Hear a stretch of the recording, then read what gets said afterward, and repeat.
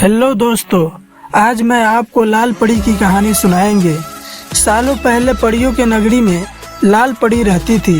कुछ दिनों बाद महल में एक जश्न मनाने के लिए सब तैयार हो गई। तभी किसी बात पर रानी परी ने लाल परी को महल से बाहर निकल जाने का आदेश दे दिया। इस बात से उदास होकर लाल परी महल से उड़कर धरती पर आकर एक बाग में छिप गई। उस बाग में बहुत सारे बच्चे खेल रहे थे। लाल परी छिपकर उन बच्चों का खेल देखने लगी और उन बच्चों को हंसता खेलता देखकर वो अपना दुख भी भूल गई। तभी बाग में खेल रही काजल नाम की एक लड़की की नज़र लाल परी के सुनहरे लाल पंखों पर पड़ गई। काजल को लगा कि शायद यह कोई फल है और वह उसे लेने के लिए उसके पास चली गई। काजल ने वहाँ पर जब लाल परी को देखा तो वह चौंक गई और खुशी के मारे चिल्लाने लगी। काजल की चीख सुनकर बाग में खेल रहे सभी बच्चे भी उसके आस पास आ गई। सुंदर लाल परी ने लाल रंग के कपड़े पहने हुए थे, उसके पंख भी लाल थे और उनको चमकता हुआ लाल रंग का सिर पर ताज भी पहना हुआ था। सब बच्चे को देखकर लाल परी ने सबको अपना परिचय दिया। ये सुनते ही सारे बच्चे खुश हो गए और उछल कूद करने लगे। बच्चों ने दादी से एक कहानी सुना था कि लाल परी सारे मनोकामनाएं पूरी करती है। इसी वजह से सारे बच्चे लाल परी को देखकर और खुश हो गए और अपनी इच्छाएं बताने लगी। तभी मिंटू की इच्छा सुनने के बाद लाल परी ने अपनी छड़ी घुमाई और मिंटू को हवा की सैर कराई। हवा का सैर करके वापस ज़मीन पर आया। फिर लाल परी ने अपनी छड़ी घुमाई और एक रसीला ताज़ा आम काजल के हाथों में आ गया।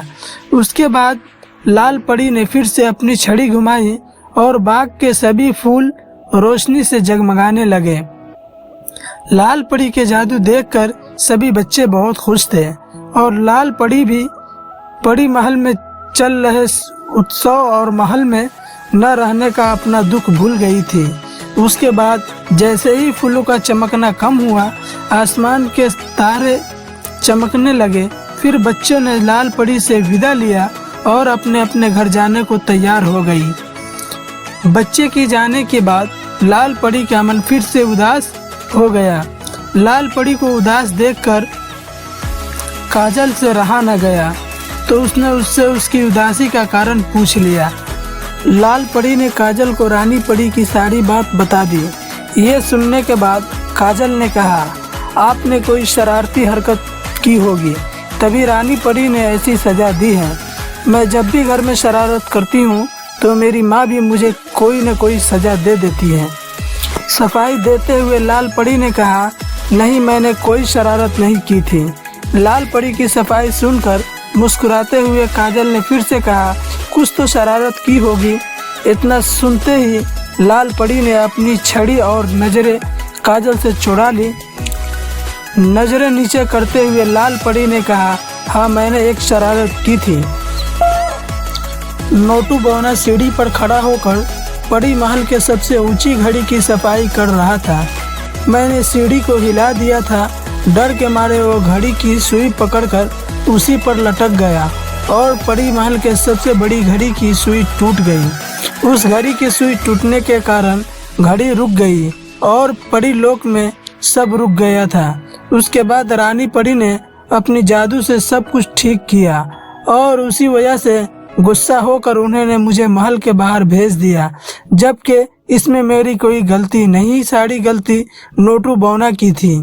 लाल परी की बात सुनकर काजल ने कहा, मेरी माँ कहती है कि अगर हम अनजान होकर कोई गलती करते हैं तो उसके लिए माफ़ किया जा सकता है, लेकिन अगर जानबूझकर कोई गलती की जाए तो उसके लिए सज़ा देना चाहिए। तो अब आप ये बताओ कि क्या आपने उस सीढ़ी को जानबूझकर हिलाया था या गलती से? लाल परी ने बहुत ही धीमी आवाज़ में कहा, जानबूझकर। क्या अगर मैं अब रानी परी से अपनी इस गलती के लिए माफ़ी मांगूंगा तो क्या वो मुझे माफ़ करेंगे? काजल ने कहा, हाँ बिल्कुल।